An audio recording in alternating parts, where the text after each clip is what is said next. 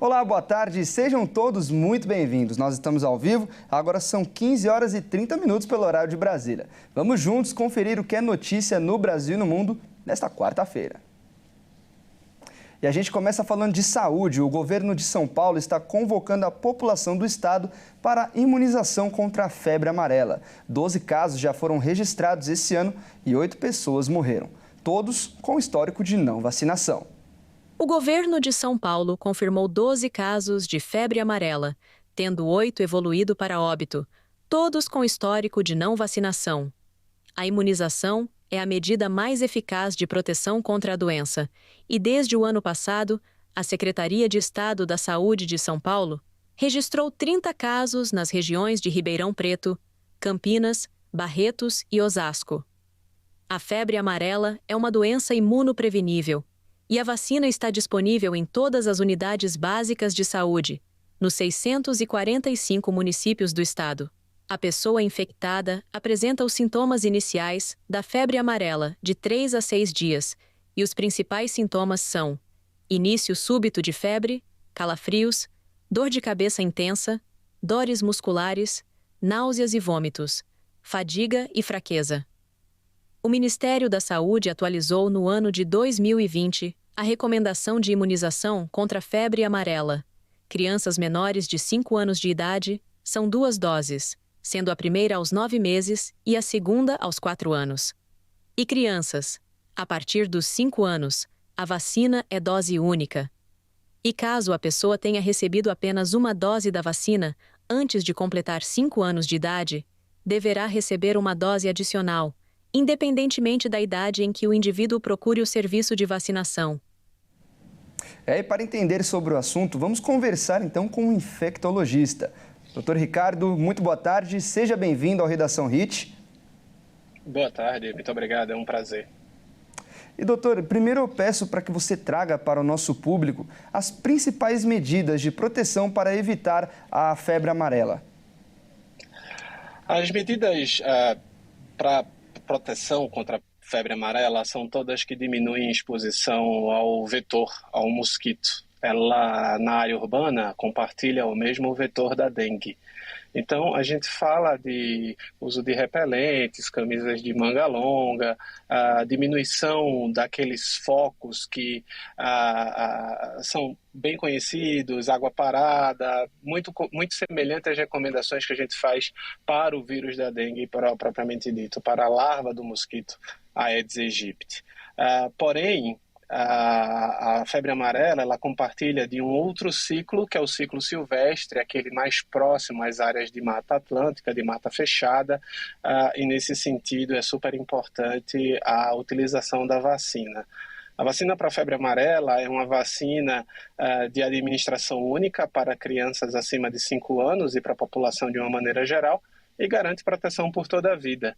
A única questão é que se você estiver se dirigindo para uma dessas áreas de alto risco, você tem que ter o cuidado de tomar a vacina 10 dias antes de se dirigir a esta região, porque é preciso 10 dias para que a imunização torne-se ativa, eficiente no caso. Tá certo, doutor. E a gente viu anteriormente aí na matéria que muitas pessoas que morreram por febre amarela não têm um histórico de não vacinação. Na sua visão como especialista, quais são os principais fatores que levam as pessoas a não se vacinarem? E como incentivar a vacinação das pessoas? Eu acho que tudo passa por educação e esclarecimento. A educação em saúde é sempre uma necessidade de manter, através de propagandas, folhetos, seja na televisão, seja pessoalmente nas ruas, orientando. A febre amarela, por si só, é uma doença muito grave, sem a vacina, com uma letalidade que inspira cuidados. E a evolução para a forma grave da doença, que gira em torno de 15%, requer que esse cuidado, essa orientação seja dada. A forma clínica inicial da febre amarela, que é de febre, dor no corpo, dor abdominal, ela se assemelha muito à dengue e pode passar despercebido se a orientação não for adequada e principalmente se o paciente não estiver vacinado. Tá certo, doutor. E Aproveitando aqui a nossa conversa, a dengue também é uma outra doença que tem aumentado o número de casos e também de óbitos, principalmente aqui em São Paulo. E recentemente a cidade de São Paulo anunciou que não vai ampliar a faixa etária de aplicação da vacina contra a dengue, apesar da liberação pelo Ministério da Saúde. Então peço que o senhor fale para a gente, isso pode impactar no aumento dos casos? Pode, mas a liberação do Ministério da Saúde também, da liberação da faixa etária restrita, que era de 10 a 14 anos, foi relacionada à utilização de vacinas com data de validade próxima. Então, para essas vacinas para essas doses que estavam próximas do vencimento, foi liberada a utilização para a população de uma maneira geral, de uma maneira clara, para pessoas de 4 até 59 anos, por exemplo. No entanto, é preciso garantir que, diferentemente da febre amarela, a vacina da dengue ela tem 2 doses. E a proteção só é efetiva após a administração da segunda dose, que deve ser administrada 90 dias após a primeira. E por que eu estou falando isso? Porque no ano passado, esse foi um dado alarmante. Como era restrito às crianças e adolescentes, entre 10 e 14 anos de idade, os pais é que tinham a responsabilidade de levar os filhos, mas acabaram não levando para tomar a segunda dose. A taxa de pacientes com a dose incompleta é muito alta e é preciso também reforçar a orientação de que a imunização só ocorrerá a partir da segunda dose.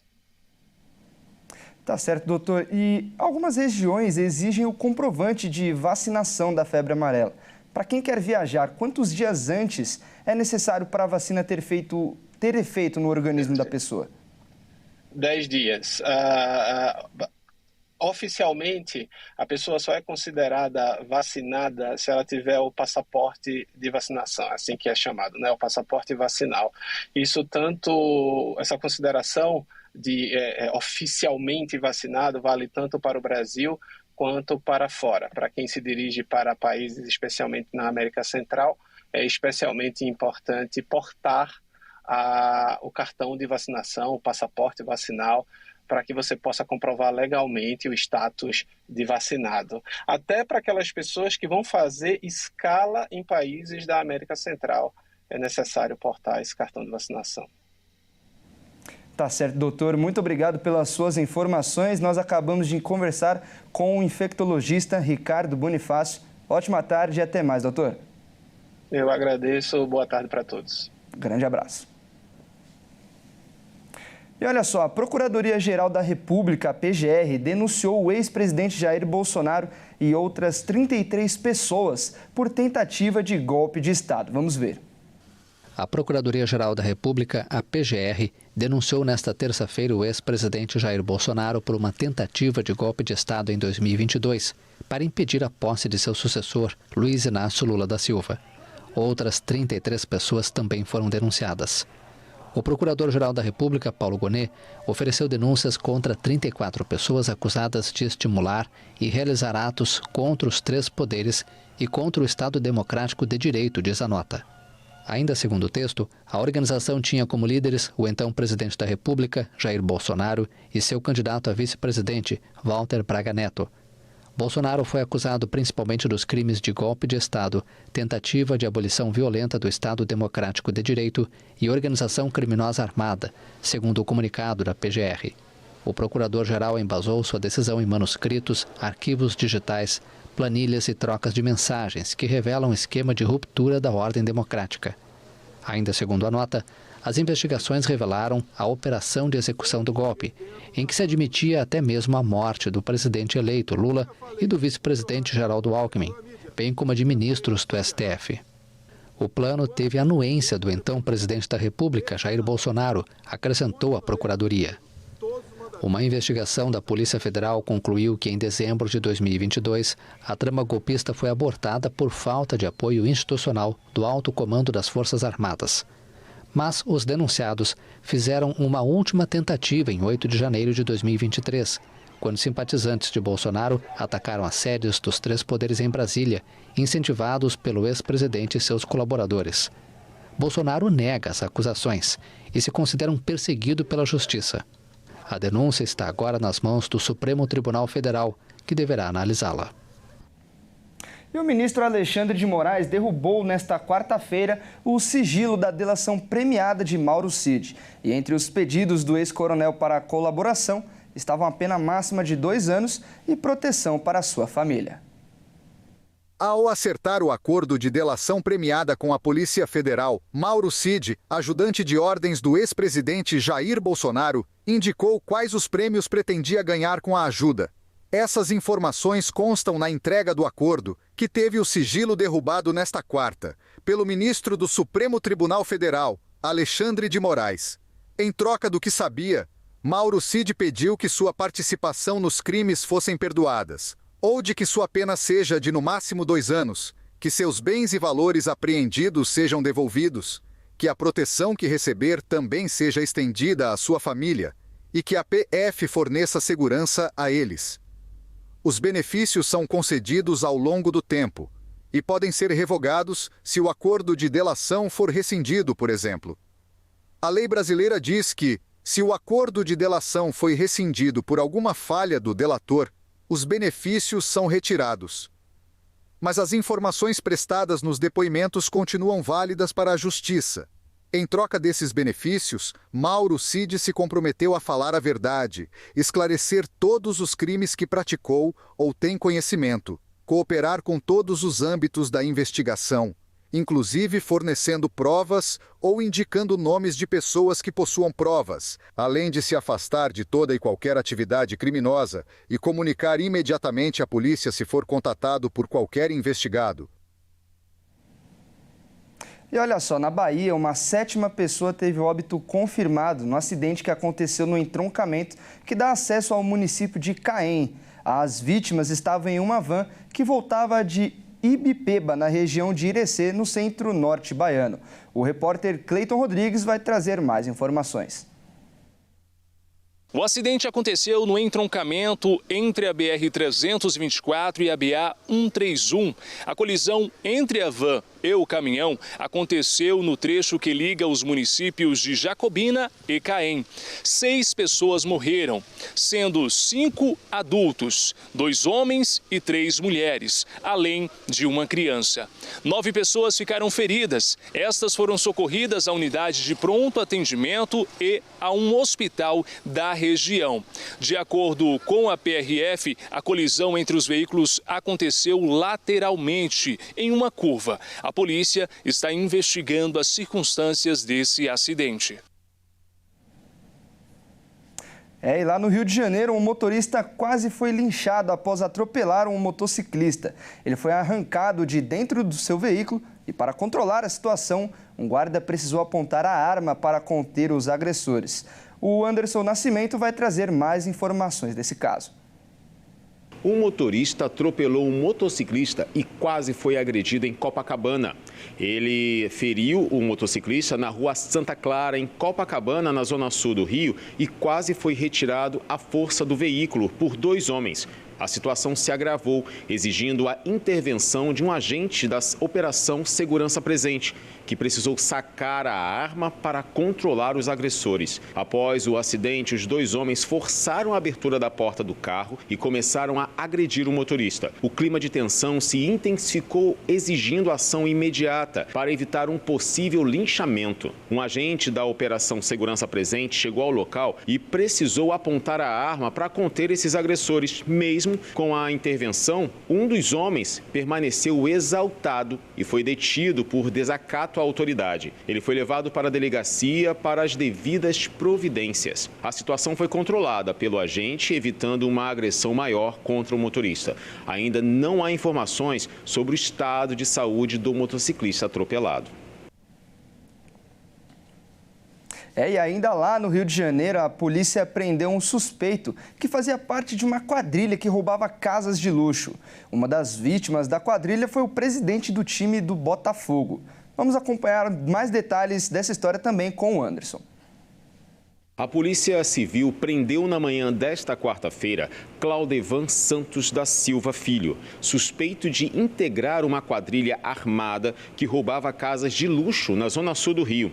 Uma das vítimas foi João Paulo Magalhães, presidente do Botafogo. As imagens registram o momento da invasão à residência. Claudevan foi localizado e preso na comunidade de Falé Fogueteiro, no Catumbi, na região central do Rio. Segundo as investigações, o grupo criminoso invadiu a casa do presidente do time no dia 23 do mês passado. 3 criminosos armados, encapuzados, chegaram ao local pela área da mata, em plena luz do dia. E as câmeras de segurança flagraram a ação, que durou apenas 3 minutos. Dentro da residência, os criminosos renderam um segurança que foi amarrado e amordaçado com fitas adesivas nas mãos, pés e boca. Mesmo imobilizado, ele ainda foi agredido e torturado pelo grupo. Em seguida, os assaltantes fugiram, levando uma pistola e um fuzil que estavam em manutenção e pertencia a João Paulo Magalhães. Durante a operação que resultou na prisão de Claudevan, a polícia conseguiu recuperar as armas roubadas e as investigações continuam para localizar os demais envolvidos. Realmente um caso lamentável e nós vamos acompanhar essas investigações e trazer as atualizações para você. E mudando de assunto, o número de registros de crimes de maus tratos contra animais no Distrito Federal cresceu mais de 500% em menos de 10 anos. Por conta disso, no período, 170 pessoas chegaram a ser presas. O aumento de crimes de maus tratos contra animais no Distrito Federal cresceu 513% em menos de uma década. Os registros saltaram de 113 em 2016 para 693 no ano passado. No período, a Polícia Civil do DF instaurou 314 inquéritos policiais. Nos 9 anos, 170 pessoas foram presas e 16 crianças e adolescentes foram apreendidos. 2 casos recentes de resgates de animais chamaram atenção. Em janeiro, cerca de 100 cachorros foram retirados de uma casa em situação insalubre. Os bichinhos estavam em um ambiente repleto sujo e com muitos insetos. O Distrito Federal foi a primeira unidade da federação a criar uma delegacia própria de investigação dos crimes contra animais. A delegacia especializada foi inaugurada em agosto de 2023 e aceita denúncias pela internet e pelo telefone 197. A delegacia tem papel fundamental na proteção dos direitos dos animais e atua em investigações, resgates e punições de responsáveis por maus tratos. A unidade tem se destacado pela agilidade nas operações. O maior desafio é conscientizar a população de que os animais têm direitos e devem ser tratados com dignidade. E agora vamos às notícias internacionais. Um dos líderes do Hamas afirmou que o grupo se dispõe a trocar todos os reféns de uma só vez na segunda fase da trégua, em vez de em grupos como na primeira etapa. Acompanhe. O Hamas afirmou estar disposto a libertar todos os reféns que permanecem na faixa de Gaza durante a segunda fase da trégua entre o movimento palestino e Israel, depois de mais de 15 meses de guerra. Taher al-Nunu, um dos líderes do grupo, afirmou que pode fazer a libertação completa em vez de por etapas como na primeira fase do acordo da trégua, que está em vigor. Ele não esclareceu quantos reféns sequestrados durante o ataque do Hamas a Israel em 7 de outubro de 2023 permanecem em cativeiro na faixa de Gaza. O exército de Israel afirma que são 70 pessoas, das quais pelo menos 35 morreram. Israel e o Hamas estão concluindo a primeira fase do cessar-fogo, que entrou em vigor em 19 de janeiro, em que reféns israelenses foram libertados em troca de palestinos detidos em Israel. Os termos da segunda fase, que deve buscar encerrar definitivamente a guerra e libertar todos os reféns, devem ser finalizados até 2 de março. Se esta etapa ocorrer como planejado, a terceira e última fase vai se concentrar principalmente na reconstrução da faixa de Gaza.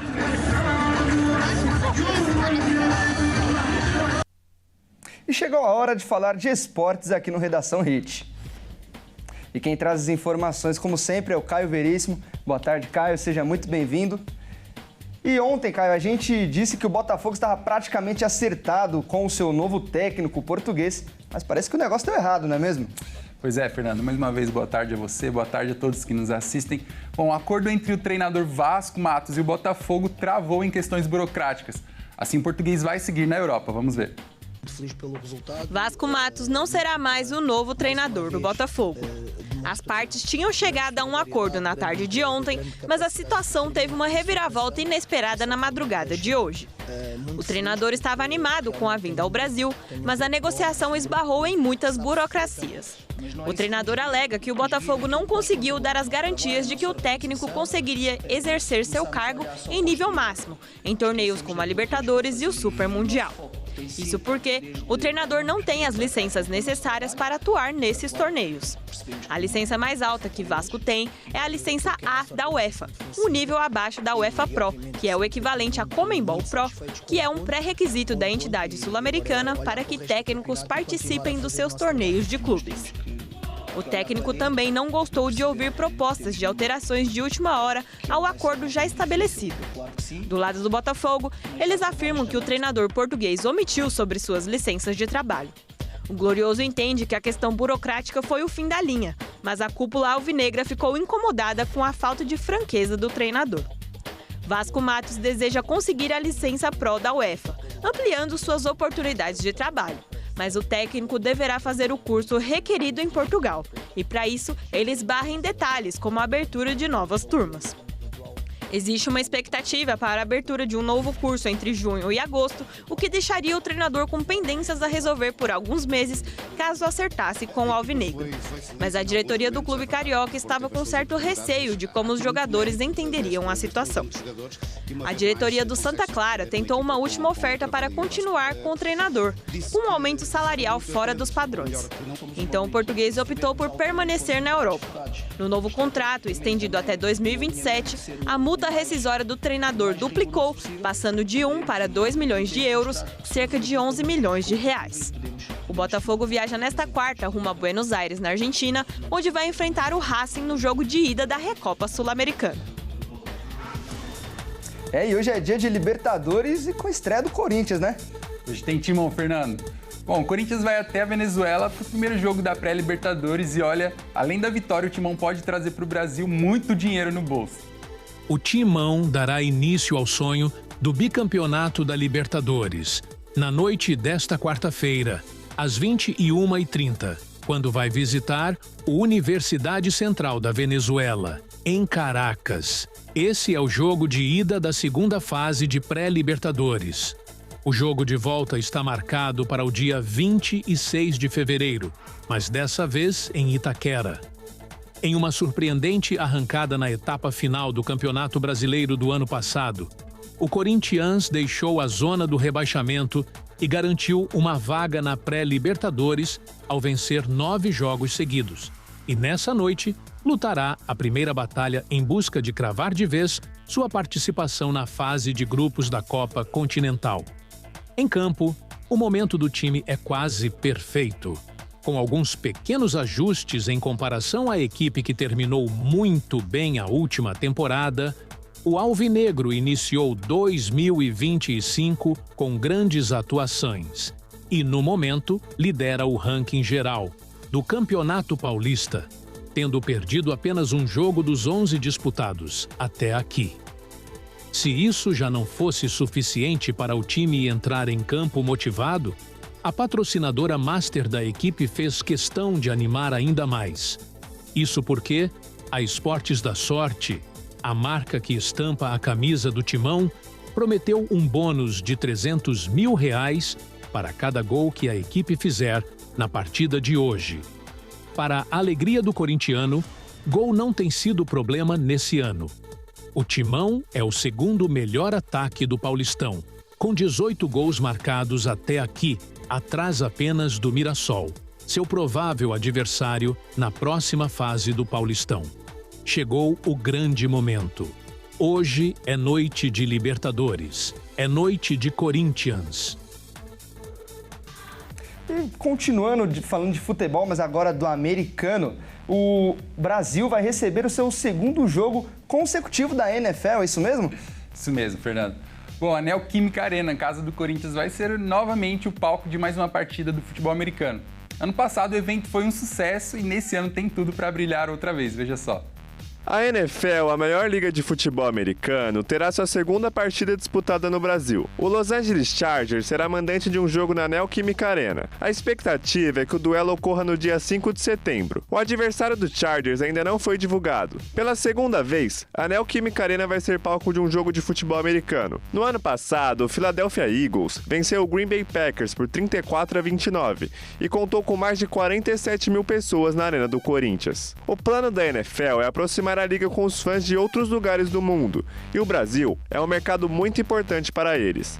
De acordo com a liga, o Brasil conta com mais de 36 milhões de fãs do esporte, só ficando atrás do México em números de espectadores. Os preços e o início da venda de ingressos serão divulgados nos próximos meses. O jogo no Brasil vai abrir um calendário de jogos internacionais do futebol americano. Bom, é isso aí, Fernando. Fico por aqui. Um abraço a você e a todos que nos acompanham. Até mais. Até mais, Caio. Muito obrigado pelas informações. Bom, e hoje o Dia do Esportista é comemorado hoje, dia 19 de fevereiro. Mas não é preciso ser um atleta para celebrar. Afinal, o esporte traz saúde para todos. Atleta ou não, todas as pessoas precisam fazer uma atividade física para manter a sua saúde em dia. Pelo menos é o que diz a Organização Mundial da Saúde. E se você é sedentário, esta é a hora de começar a praticar um esporte. A data tem o objetivo de incentivar, conscientizar e homenagear a prática do esporte como um meio para o desenvolvimento de uma vida muito mais saudável. O exercício físico atrelado com uma dieta saudável é recomendado por todos os especialistas para manter uma boa qualidade de vida, aprender a trabalhar em equipe. Concentração, paciência, cooperativismo e fortalecimento muscular são algumas das várias vantagens que a prática do esporte garante para o ser humano, seja fisicamente ou até mesmo mentalmente. E olha só, antes da gente encerrar, um novo avião comercial de longo alcance pode trazer mudanças nos voos internacionais. Este novo modelo consegue chegar a mais longe e sem escalas e com menores gastos. Um novo Airbus, o A321XLR, ou Extra Long Range, um avião de longo alcance, pode redesenhar os mapas aéreos internacionais, graças à capacidade de voar mais longe do que qualquer outro avião comercial de corredor único, por onde passam os carrinhos de alimentação. O primeiro avião foi entregue à companhia Ibéria ainda em 2024. Seu primeiro voo comercial foi feito em novembro. Poucos dias depois, fez seu primeiro voo de longa distância, entre Madrid, na Espanha, e Boston, nos Estados Unidos, com sucesso. A aeronave é capaz de percorrer distâncias de 8.700 quilômetros ou 11 horas de voo sem parar para escalas. O feito é inédito para aviões de único corredor. Geralmente, estes percursos maiores são realizados por modelos mais robustos de 2 corredores, como o Boeing 787. A Aer Lingus anunciou que vai lançar o primeiro voo sem escala entre Dublin, na Irlanda, e Nashville, nos Estados Unidos, em abril. O percurso será realizado pela nova aeronave, que deve consumir 30% menos combustível. Outras companhias seguem a tendência. E as companhias podem expandir o número de voos em rotas já existentes com o novo modelo de aeronave, com menores custos. E essa edição fica por aqui. Eu agradeço demais pela sua companhia. E você que não é de São Paulo e não nos acompanha pela Rede TV, fique agora com a sua programação local. Muito obrigado pela sua audiência e até mais.